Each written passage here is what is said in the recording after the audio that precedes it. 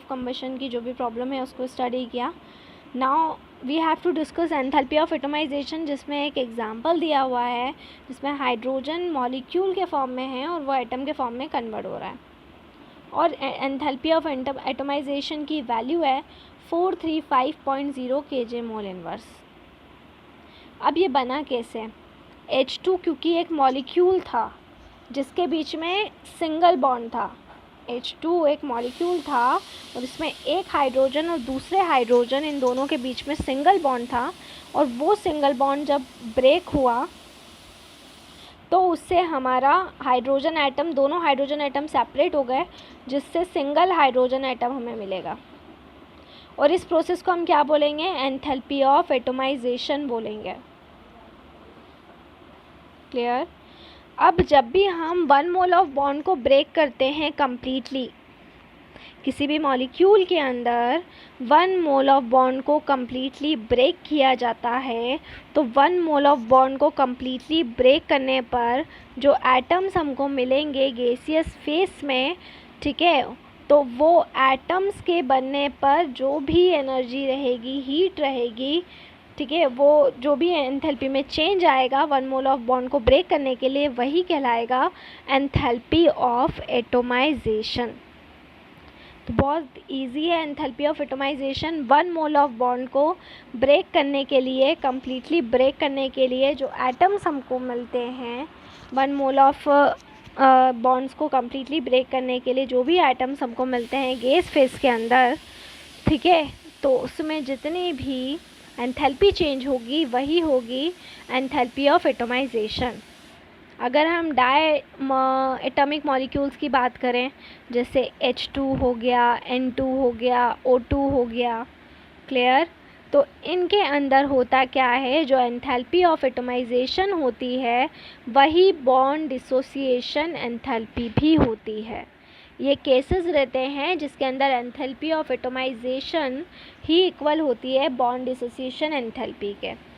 अगर हम दूसरे एग्जांपल्स की बात करें, तो जैसे CH4 हो गया, तो वो C और 4H दे रहा है। अब यहाँ पर क्या है? यहाँ पर डायटॉमिक मॉलिक्यूल नहीं है, यहाँ पे दोनों एटम अलग है। मीथेन का जब हम कर रहे हैं, मीथेन में जब बॉन्ड ब्रेकिंग हो रहा है, तो मीथेन में कार्बन और हाइड्रोजन दोनों अलग अलग एटम हैं, दोनों ही एक तरह के एटम नहीं हैं। इसलिए यहाँ पे जो एंथैल्पी ऑफ एटमाइजेशन निकल रही है वो वैल्यू है 1665 kJ मोल इनवर्स। ठीक है, क्लियर है ना?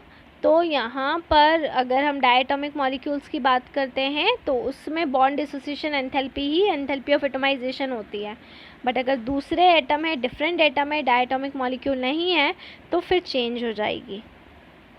क्लियर है ना? तो यहाँ पर हम क्या देख रहे हैं कि जो प्रोडक्ट्स हैं वो कार्बन और हाइड्रोजन के हैं गैसियस फेस में। इसके अलावा एक और रिएक्शन देख लेते हैं, यहाँ पर दिया हुआ है Na मतलब कि सोडियम, और सोडियम कन्वर्ट हो रहा है Na में। यहाँ पर एंथैल्पी ऑफ एटमाइजेशन की रिएक्शन है 108.4 kJ मोल इनवर्स। ठीक है, ये पर्टिकुलर वैल्यू है। अब अगर हम यहाँ पर क्या करते हैं, एंथैल्पी ऑफ एटमाइजेशन अगर देखते हैं इस पर्टिकुलर रिएक्शन के अंदर, तो जो एंथैल्पी ऑफ एटमाइजेशन होगी वही एंथैल्पी ऑफ सब्लिमेशन भी होगी, क्योंकि इसमें क्या हुआ है कि सोडियम सॉलिड स्टेट से गैसियस स्टेट में कन्वर्ट हो रहा है, और यहाँ पर क्या है, यहाँ पर दोनों एटम सेम है, यहाँ पे मॉलिक्यूल नहीं है, यहाँ पे सॉलिड से काय में हो रहा है, गैस में कन्वर्ट हो रहा है। तो यहाँ पर जो एंथैल्पी ऑफ एटमाइजेशन होगी वही एंथैल्पी ऑफ सब्लिमेशन के भी बराबर होगी। ठीक है, तो एंथैल्पी ऑफ एटमाइजेशन का मतलब क्या होगा?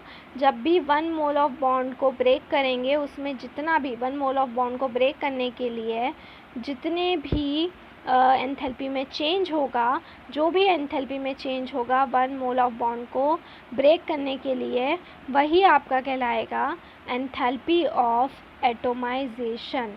तो एंथैल्पी ऑफ एटमाइजेशन की वैल्यू निकालना बहुत ही इजी है, लेकिन अलग अलग टाइप से निकलेगी। अगर डायटॉमिक मॉलिक्यूल है तो जो भी आपका क्या है, डिसोसिएशन एंथैल्पी है वो आप निकाल लें तो आपको एंथैल्पी ऑफ एटमाइजेशन निकल जाएगा, लेकिन डायटोमिक मॉलिक्यूल नहीं है तो फिर डिफरेंट रहेगा। क्लियर?